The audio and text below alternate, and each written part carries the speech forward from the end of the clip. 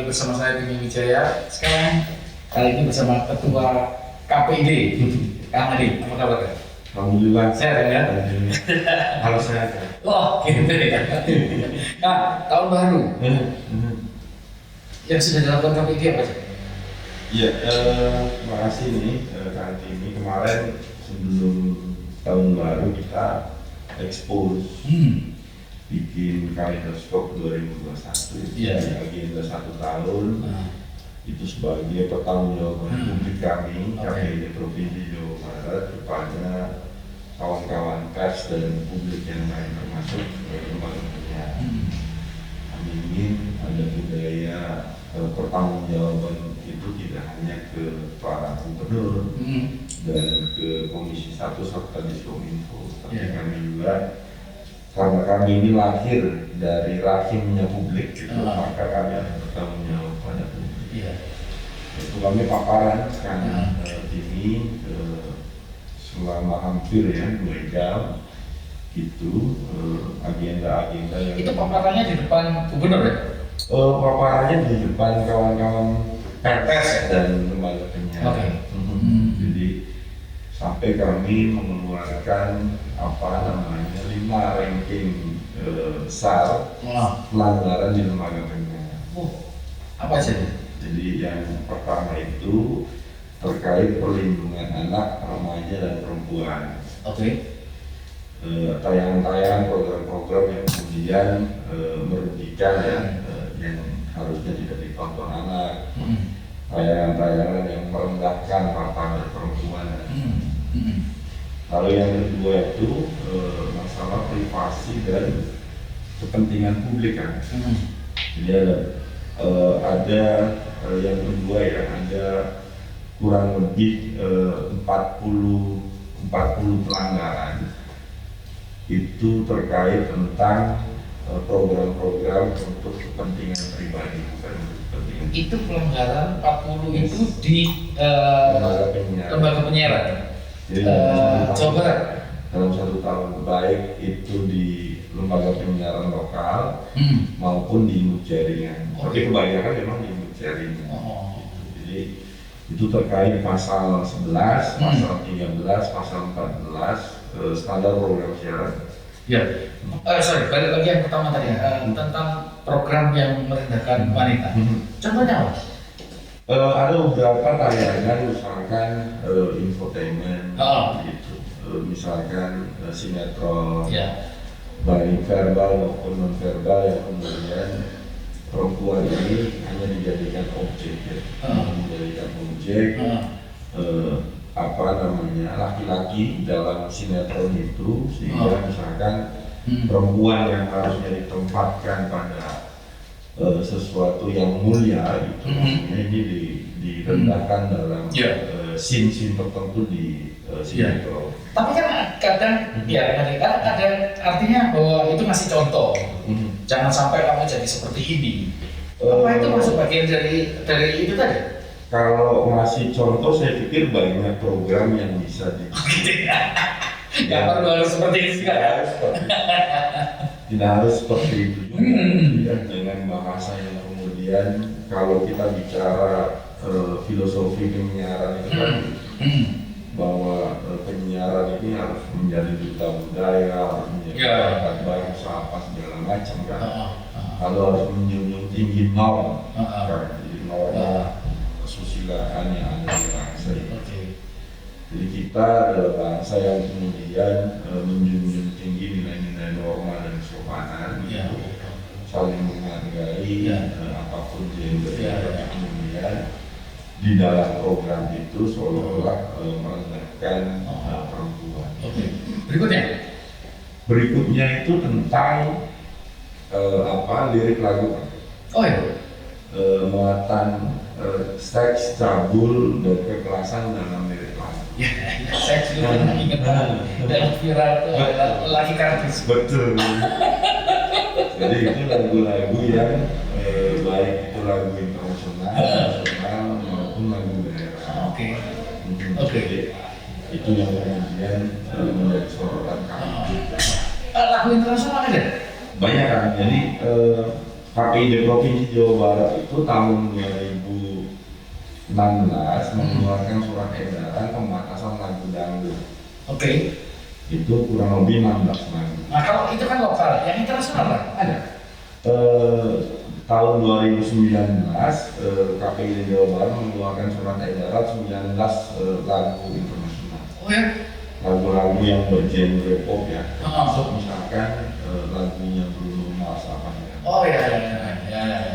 Nah terakhir kemarin 2021 KPI Pusat yang mengeluarkan surat edarannya tentang 42 lagu barat yang kemudian itu diidentifikasi melanggar P3SPS. Bahasa Inggris semua. Bahasa Inggris semua. Ini kan dengan K-pop. Ada kemungkinan bahasa Korea. Ada.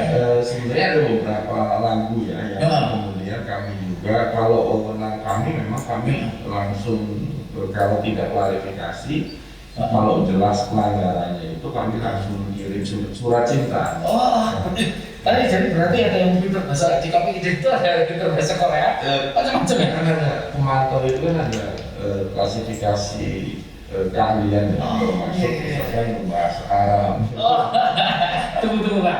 Ini kan kalau saya sedikit Pak. Sebenarnya tugas KPI itu apa sih?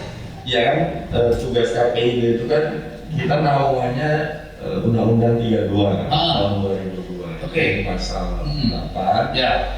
Ayat 1 itu KPI atau KPID di tingkat provinsi itu adalah wadahnya untuk coba mengakomodir aspirasi masyarakat di bidang pendidikan. Di pasal 8 ayat 1 itu. Nah pasal 8 ayat 2-nya kami ini berkewajiban untuk melakukan koordinasi dan kerjasama dengan pemerintah kan, dengan lembaga penyiaran dan dengan masyarakat pada umumnya. Lembaga penyiarannya adalah lembaga penyiaran daerah. Apapun sih Apapun. yang menggunakan frekuensi ya. Cuma kan memang ada pembagian kewenangan. Jadi ada KPI pusat yang ngurusin induk jaringan, misalkan kami yang mengurusi lembaga penyiaran lokal. Tapi kan induk jaringan ini kan ditonton juga oleh masyarakat Jawa Barat kan. Jadi sebenarnya kami berhak untuk coba lembaga penyiaran yang induk jaringan. Cuman mekanismenya kalau memang ada pelanggaran, kami merekomendasikannya ke KPU pusat kalau induk jaringan. SSJ yang bahasa regulasi sistem siaran jaringan. Nah kalau lembaga penyiaran lokal kami berhak untuk mengirimkan langsung. Kalau TV kami melanggar langsung surat cinta ya? Langsung kasih surat cinta atau kita minta yang klarifikasi. Oke. Nah, kayak Netflix itu masuk urusan makeup? Enggak. Yang ini nggak sih? Enggak. Di pasal di Undang-Undang 32 tahun 2002 itu belum ya. Kami belum atau tidak mengurusi OTT namanya. Top yang menggunakan basis internet itu. Jadi memang yang OTT kami tidak urusi. Kami hanya mengurusi lembaga penyiaran yang menggunakan frekuensi.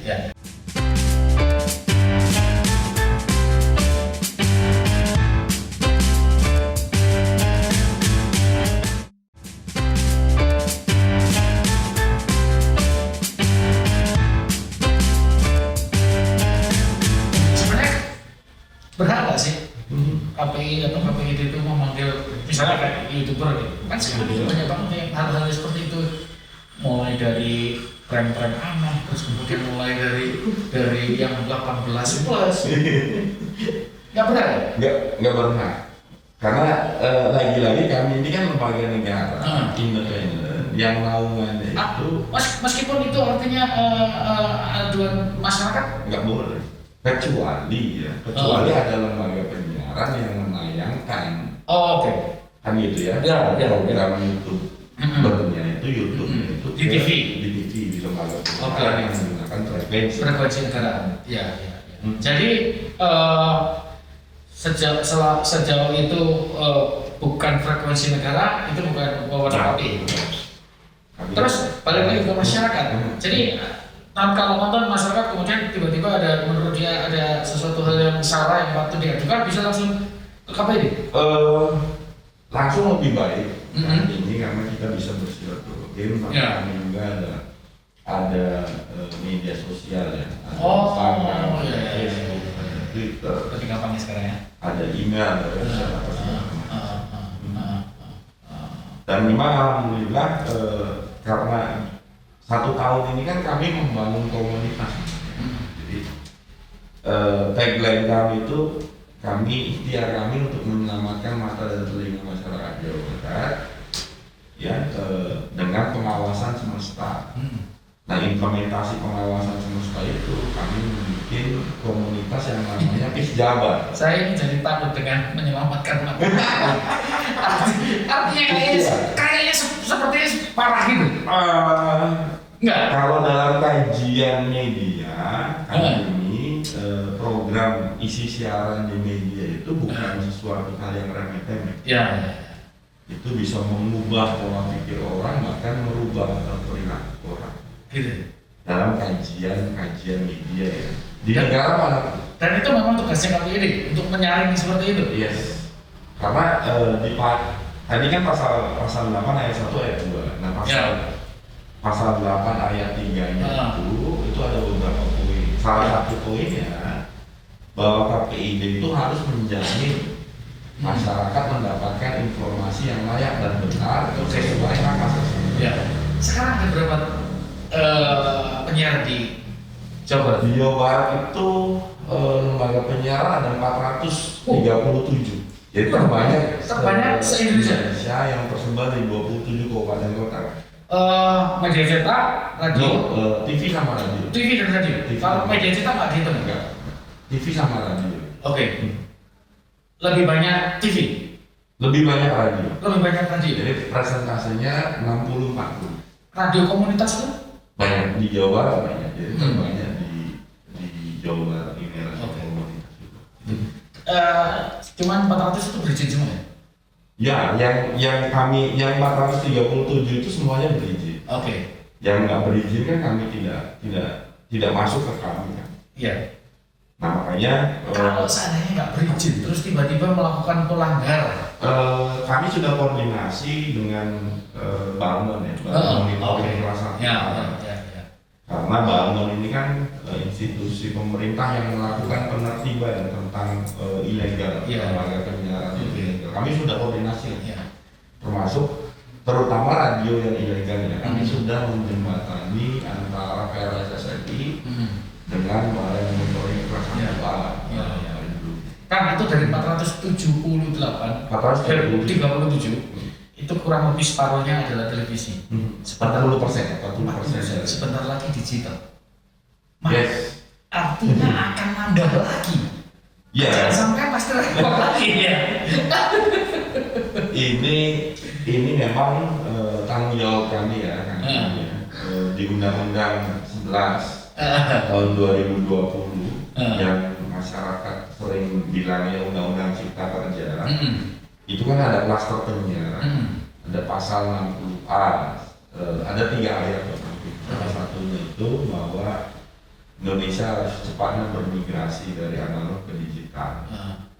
Nah prosesnya lagi berlangsung nih. Tadi saya diminta berbicara juga dengan Direktur Penyiaran Kementerian Komunikasi dan Informatika. Termasuk tadi ada Ketua KPI Pusat, ada Kepala Tunggu kan, apa pentingnya kan pindah ke digital buat masyarakat? Ini bukan masalah migrasi saja, tapi multiplier efeknya itu memang banyak. Termasuk misalkan Indonesia ini adalah negara yang tertinggal di dunia. Kita sama Timor Leste. Oh ya. Jadi yang belum migrasi itu Indonesia hanya dengan Timor Leste. Bahkan Asia Tenggara semuanya sudah migrasi. Ya itu tadi. Dividen, ada kelebihan frekuensi kurang lebih 112 MHz.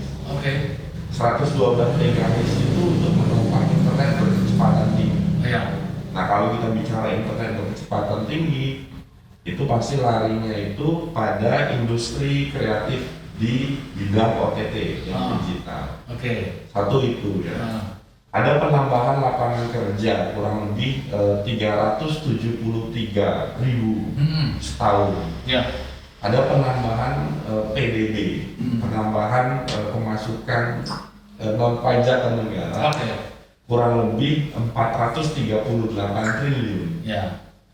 Ada hal-hal yang kemudian permasalahan industri kreatif yang akan meningkat di lembaga penyiaran karena penambahan. Ya.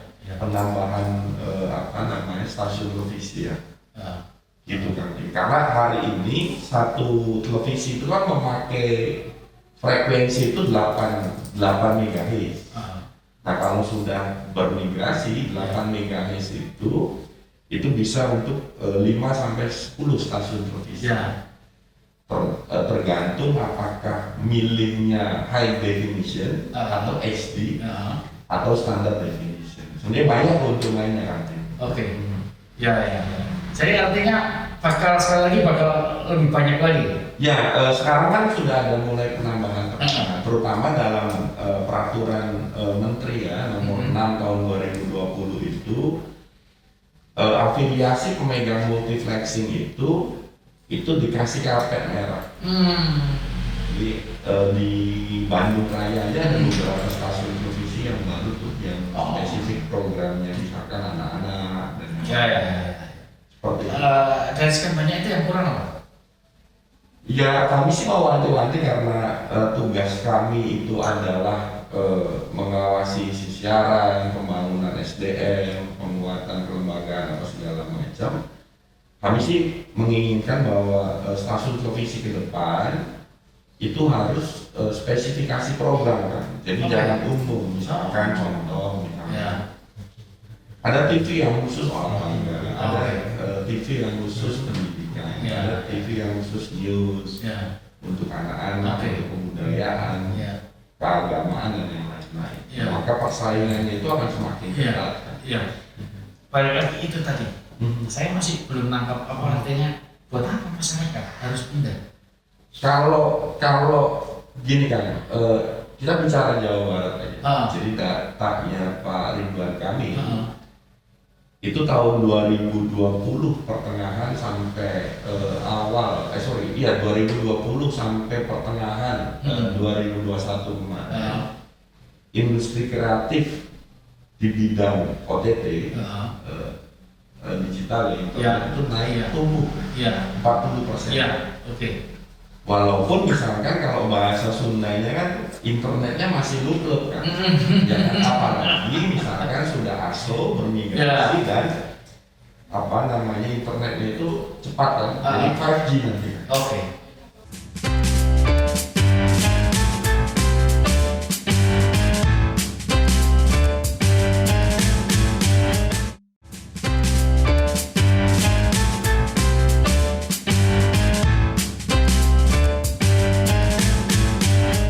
Areanya lebih luas. Jadi kalau misal contoh lembaga penyiaran lokal lembaga penyiaran komunitas itu kan coveragenya itu 3,5 km.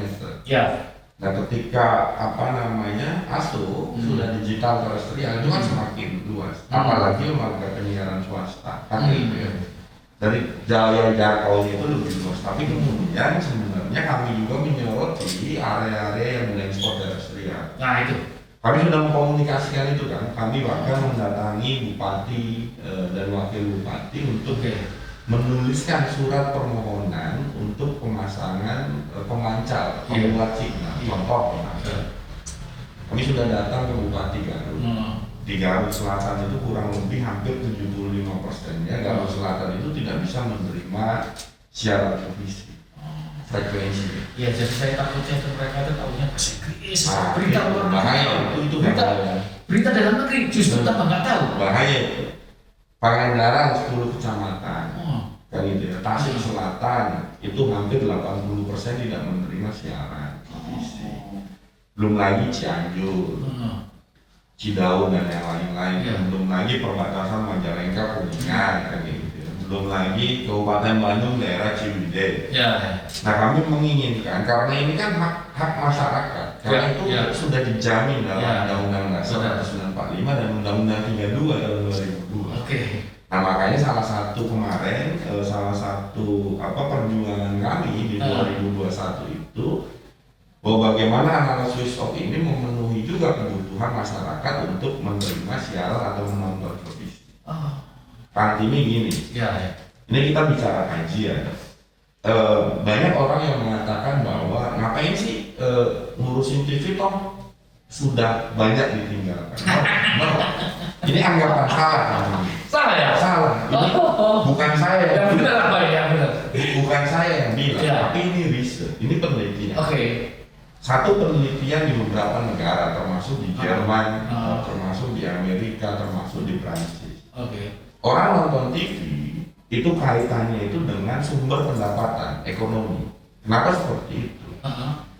Frekuensi dalam Undang-Undang 32 tahun 2002 itu adalah sumber daya alam terbatas yang dikelola oleh negara untuk kepentingan publik. Orang nonton televisi gratis kan? Nah, ketika kita bicara orang nonton televisi gratis, masyarakat punten ya, masyarakat yang prasejahtera, yang tidak mampu, itu hiburan salah satunya itu menonton televisi dan mendengarkan radio anggapannya. Di Indonesia, di Jawa Barat, itu banyak masyarakat yang prasejahtera. Yes. Tapi apa masyarakat prasejahtera itu punya TV kan? Ada. Jadi kan gini. Nah ini terkait dengan Swiss kan yang belum mampu untuk menerima TV-nya, yang belum mampu untuk menerima siaran digital, itu masyarakat prasejahtera yang punya TV itu akan dikasih namanya set-top box. Gratis. Dari pemegang multiflexing dan negara kan gitu. Nah ini yang kemudian banyak salah anggapan orang. Itu data riset di luar negeri. Ini data riset di dalam negeri. Kata Data dan Kominfo itu pernah riset tahun 2021, itu tepatnya bulan September kali ini. Jadi televisi, orang banyak mempercayai informasi itu di TV. 49,8%. Tapi betul orang mencari informasi itu di media sosial. Tapi masyarakat yang mempercayai informasi itu sumbernya di televisi. 49,8%. Hati-hati. Nah, sehingga kita bicara data. Jadi kita bicara data hari ini saya tidak mempercayai bahwa televisi itu ditinggalkan. Kan kayak gitu. Dengan era informasi yang belum paruan gitu, orang mendapatkan. Artinya tadi dia dapat informasi pertama lewat media sosial, kemudian bener nggak nih? Betul. Baru dilihat di TV. Diverifikasinya TV. Artinya trustnya lebih besar. Di TV. Ini yang kemudian masyarakat harus kita kasih tahu juga bahwa satu-satunya lembaga penyiaran, satu-satunya informasi yang dipercaya itu adalah televisi untuk masyarakat. Televisi sama radio ya. Lembaga penyiaran yang dipercaya informasinya itu benar, tanpa hoax. Nah seperti itu kan ini yang kemudian harus kita coba kasih tahu. Kalau set-top box-nya gratis dapat dari mana? Set-top box itu di Jawa Barat waktu 6 Desember 2021 saya juga diminta ngomong oleh Kementerian Komunikasi dan Informatika, koordinasi penyelenggaraan multiflexing kan gitu. Itu menurut Permen gitu, Permen 11 tahun 2020, set-top box itu disediakan pemegang multiflexing dan pemerintah. Semuanya itu kurang lebih 7 juta se-Indonesia masyarakat yang prasejahtera. Data Direktur Penyiaran Kominfo di Jawa Barat ini set-top box akan dibagikan itu kurang lebih 1.165.000. Nah itu dari pemegang multiflexing dan pemerintah. Tapi itu tadi saya nggak bayangin ya, orang Indonesia tapi nggak tahu berita Indonesia bahaya kan? Makanya ini kan problem ya, orang banyak nontonnya yang OTT. Di dalam negeri dia nggak mengikuti, tapi di luar negeri bisa mengikuti. Betul. Makanya kan gini ya, ini kenapa kemudian KPI itu ada? Kenapa Undang-Undang 32 tahun 2002 ada? Ini kan semangatnya dua kan? Jadi diversity of ownership dan diversity of content. Nah, diversity keberagaman konten ini yang kemudian harus memenuhi kebutuhan informasi masyarakat itu. Kali ini kami pernah memanggil kurang lebih 6 stasiun televisi untuk jaringan karena di data kami itu kurang menyiarkan 10% konten lokal. Karena di program standar SPS itu di pasal 68 itu mengatakan bahwa induk jaringan televisi itu harus menayangkan 10% dari total durasi jam tayang. Jadi kalau jam tayangnya 24 jam itu harus menayangkan setiap hari itu 2 jam 40 menit. Kan itu radio minimal.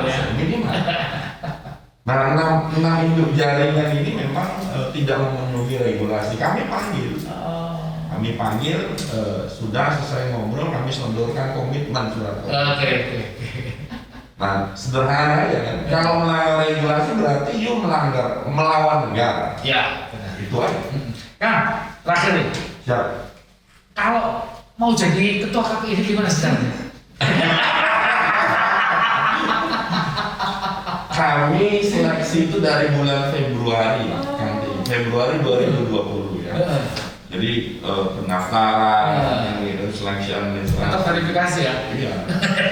Lalu tes, tes kompetensi, tes psikologi, wawancara sama tim sel. Nah, terakhir fit and proper di Komisi 1 DPRD Provinsi. Baru terpilihlah 7 komisioner ini. Kang Ali, terima kasih banyak sekali lagi ya. Semoga sehat, kerjanya makin lancar ya. Target-targetnya terpenuhi ya sekali lagi. Harus. Kayaknya memang harus orang Indonesia yang nonton produk Indonesia lah. Biar tahu perkembangan Indonesia. Masa dia nonton TV luar negeri. Betul. Nah, makanya gini, satu lagi sebelum kami tutup. Desember kemarin kami melakukan FGD dengan paguyuban Pasundan tentang bahwa gimana caranya lembaga penyiaran lokal yang isinya konten lokal ke Jawa Barat